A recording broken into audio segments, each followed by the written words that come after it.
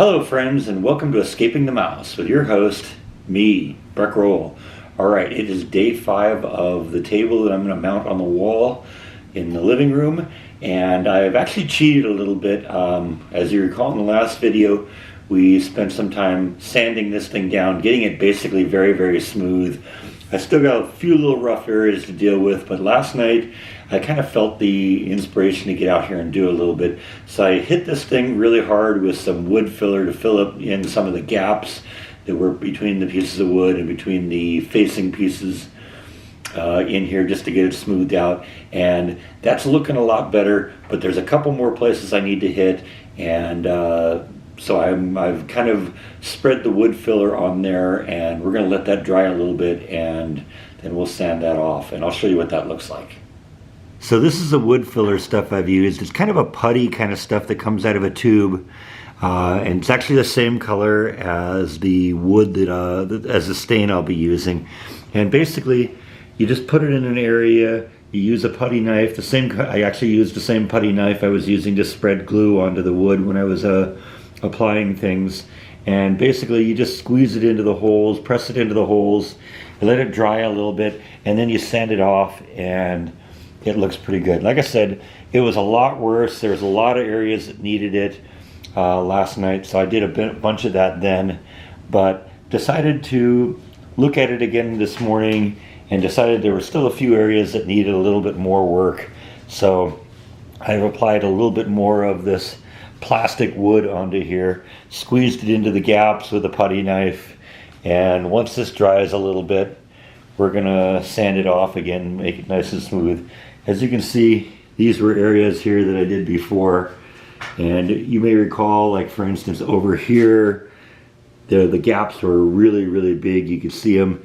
You can barely see them at all anymore, and once I get it covered with the stain, you won't see it at all. So it's looking good. It's coming along really well, and I think this is going to look really, really nice. In fact, I suspect, based on just how it looks so far, this is going to probably be the nicest one of these tables I've ever made. So it's coming along good, and I'm very happy with it. So we're going to let this dry for a little bit, and I'm going to run over to Home Depot and try and find a drill bit that I need.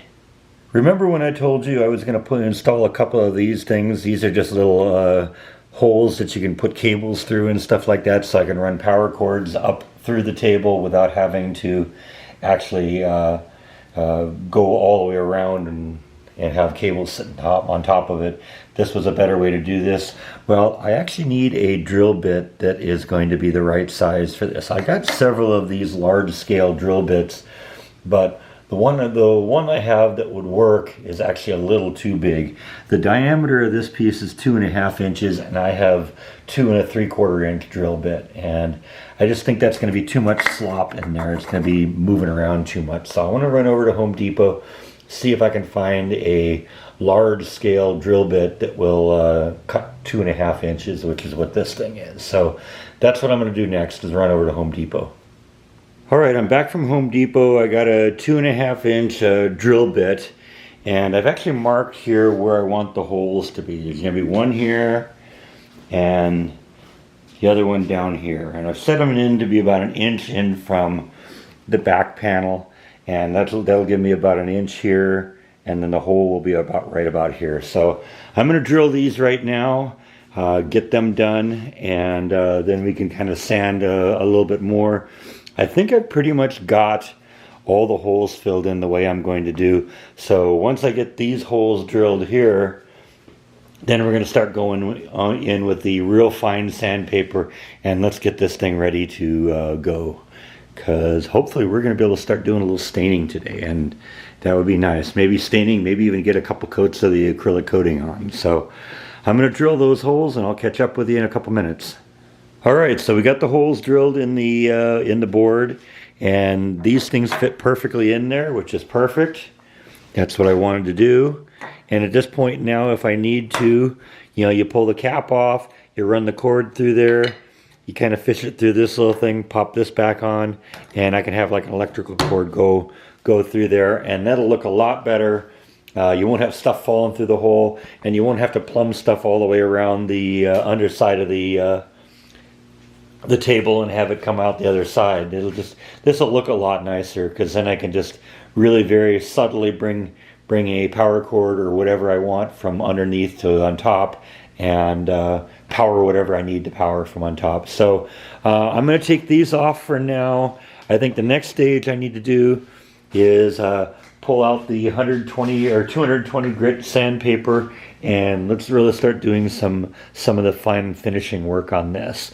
That's going to take a bunch of time, and I don't know, that we'll see where we get today. Hopefully, maybe we can get to the point we can get the stain and maybe even a couple of coats of the acrylic coating on, because actually this thing is relatively smooth.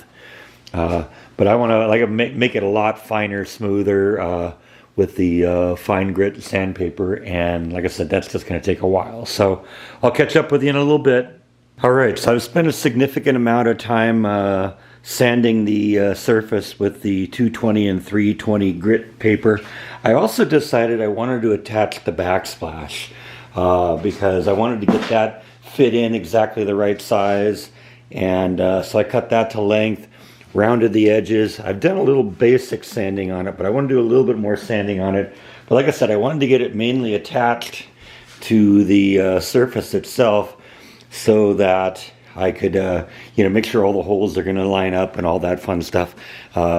Even though this thing is an inch and a half thick, it's 11 feet long and it's very heavy, and so it tends to sag in the middle. So that was one of the benefits that comes from putting the backsplash on it. It's now more rigid and more flat rather than dipping kind of in the middle like it was doing, because I think it dipped about a half an inch in the middle just because of its weight. So we got that on.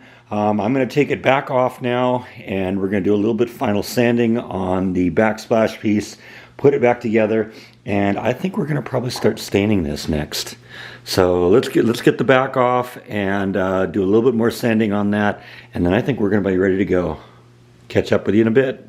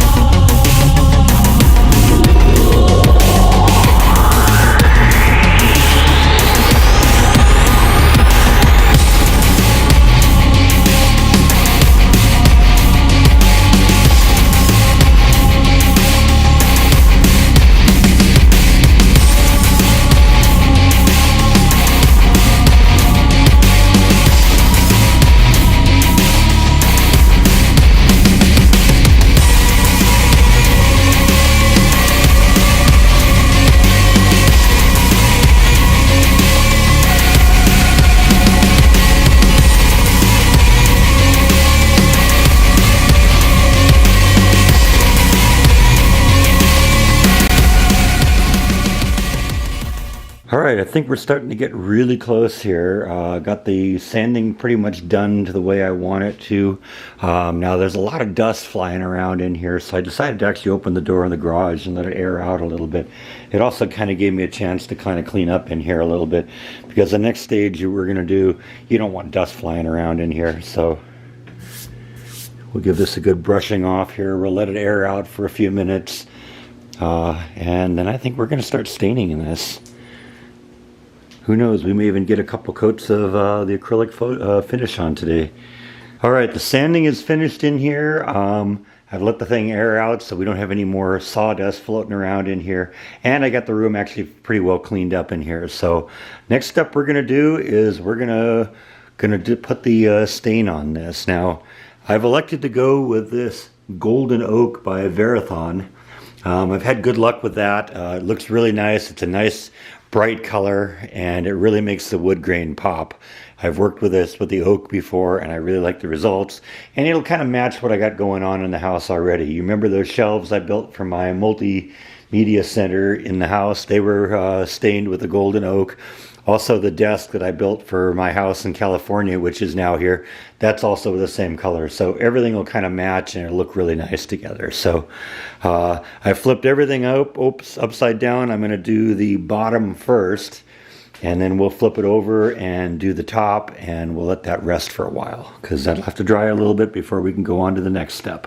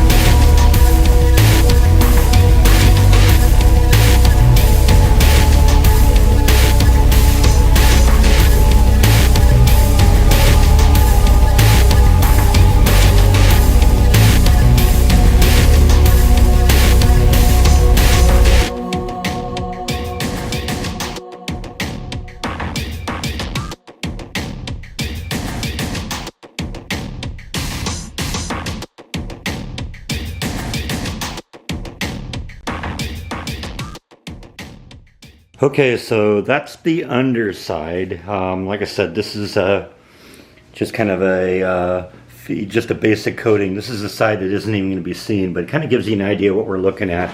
And this is the underside of the table itself.